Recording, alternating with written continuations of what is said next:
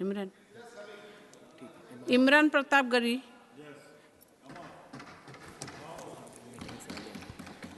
Ma'am, मैं प्रधानमंत्री जी की। इमरान जी, you have 5 minutes. Ma'am 10 minute. You have 5 minutes. We requested chairman साहब। Okay. He allowed 10 minutes.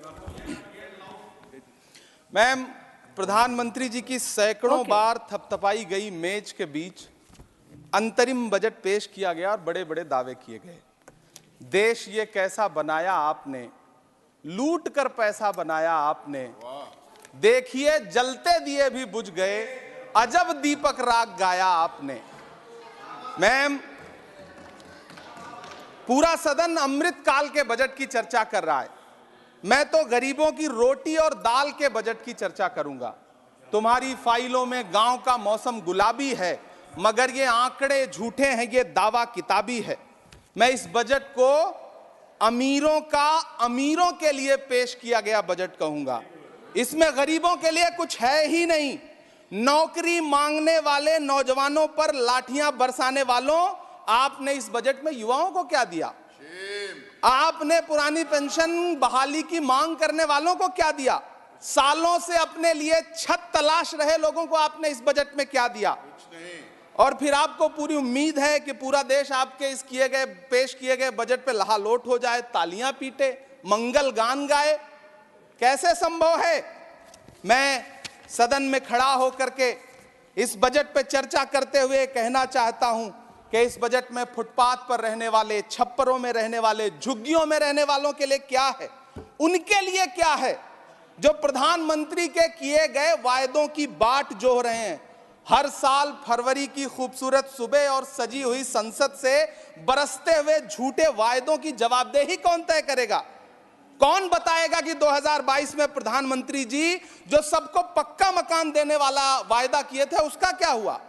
लोगों के सरों पर छत देने वाले प्रधानमंत्री जी के जुमलों से अलग उन्हें यह क्यों नहीं दिखता कि राज्यों में बैठे हुए उनके नुमाइंदे लोगों के सरों की छतें उजाड़ रहे हैं?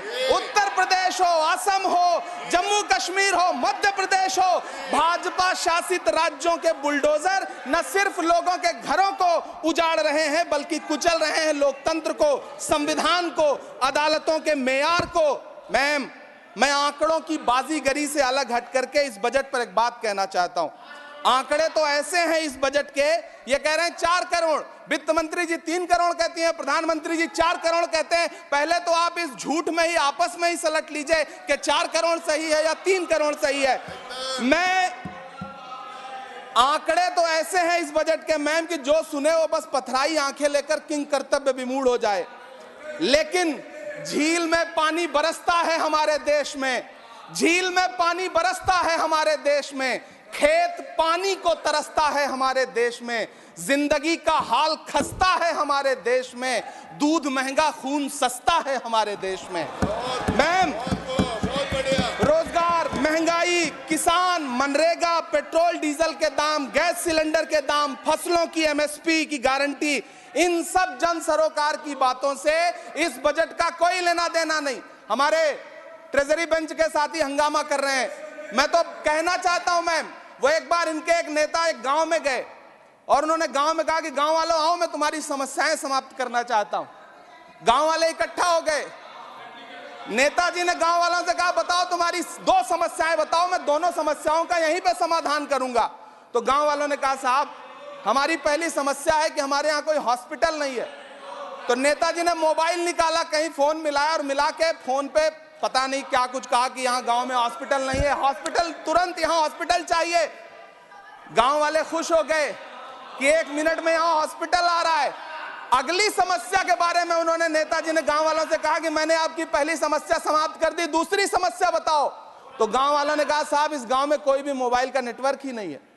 ये है इनके काम करने का तरीका, ये है झूठ बोलने का तरीका। इन्होंने वायदे किए बड़े बड़े, जो 10 साल के इनके वायदे हैं मैं उनके बारे में बात करूंगा। वायदों से ज्यादा इनके नारों पे बात करूंगा। पहला नारा था बहुत हुई महंगाई की मार, अब की बार मोदी सरकार। आइए इस नारे की समीक्षा करते हैं। पेट्रोल, डीजल, गैस, ये तो बड़ी बड़ी बातें हैं। आटा, चावल, दूध, दही, पनीर, छाछ, सब चीज पे जीएसटी। अरे ये फिल्में टैक्स फ्री करने वाले लोग कफन तक पर जीएसटी लगा रहे हैं और ये गरीबों की बात करते हैं। मैम ये सरकार झूठ की सरकार है। ये सरकार के जितने दावे हैं सब खोखले हैं। आज प्रधानमंत्री जी कह रहे थे सबका साथ सबका विकास। ये कैसा सबका साथ सबका विकास है कि मौलाना आजाद नेशनल फेलोशिप आपने बंद कर दी, आपने माइनॉरिटी डिपार्टमेंट का बजट घटा दिया। आप कह रहे हैं सबका साथ सबका विकास। आप बात करते हैं बेटी बचाओ बेटी पढ़ाओ।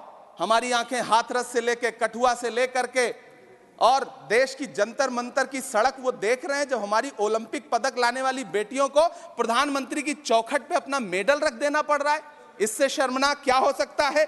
मैम कृषि विकास दर जो 2014 में 4.6% थी, इस वर्ष गिरकर 1.8 कैसे हो गई? क्यों हर दिन 31 किसान आत्महत्या करने को मजबूर हैं? ये सरकार उन पर क्यों बात नहीं करती? कीमत तो बहुत बढ़ गई शहरों में धान की, लेकिन विदा ना हो सकी बेटी किसान की। मौका मिला तो लोगों ने कुर्सी के वास्ते तस्वीर ही बिगाड़ दी हिंदुस्तान की, और आज बड़ी बड़ी बातें कर रहे हैं। मैं यहां पर आपसे खड़ा होकर के मैं अंत में इतना कहना चाह रहा हूं कि वित्त मंत्री जी ने बजट में ट्रेनों के डिब्बे को वंदे भारत कोच में बदलने का एक प्रस्ताव रखा अपने भाषण में। ठीक है, ये सुनने में कानों को बहुत अच्छा लगता है, लेकिन मैम ये सरकार ट्रेनों की सुरक्षा के बुनियादी मुद्दों पर एक शब्द नहीं बोलना चाहती। बालासोर हादसे में घायल हुए लोगों की चिता की राख अभी तक ठंडी नहीं हुई है।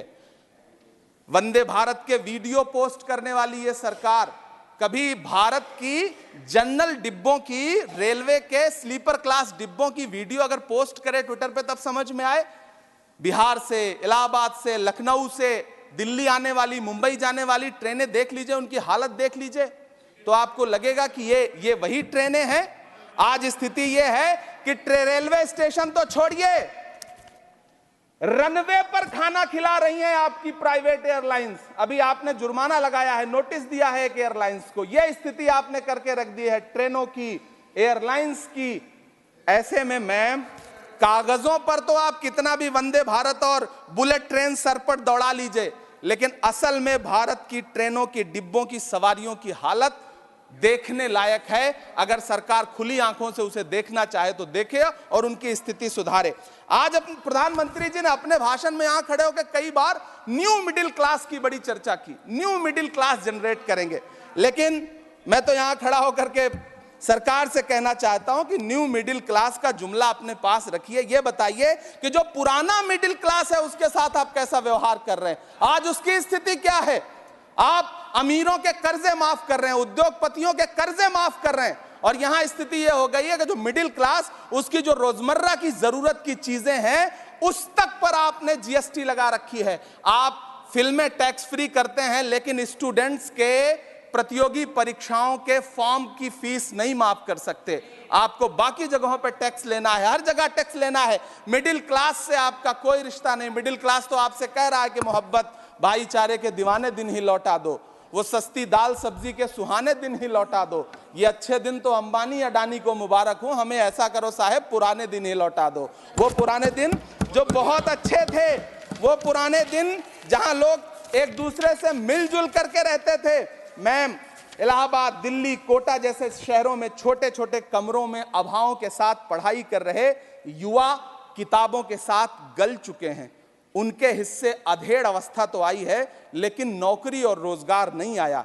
हर साल 2 करोड़ नौकरियां देने का दावा करने वाली ये सरकार 10 साल में युवाओं को नौकरियां नहीं दे पा रही है। 20 करोड़ नौकरियों का बोझ है इस सरकार के कंधे पर, और 2024 में देश देखेगा कि उन्हीं 20 करोड़ नौकरियों के बोझ तले दबकर बैठ जाएगी ये सरकार। ये देश देखेगा, क्योंकि जिस ओर जवानी चलती है उस ओर जमाना चलता है। देश का युवा नाराज है, देश का युवा गुस्से में है। ऐसे में उसकी पीड़ा को इस बजट में कहीं भी आवाज देने की कोशिश नहीं की गई। मैं आपके बीच खड़ा हूं, मैं तो वित्त मंत्री जी का भाषण सुन रहा था। यह कहा जा रहा था ये अमृत काल का बजट है, ये अमृत काल का बजट है।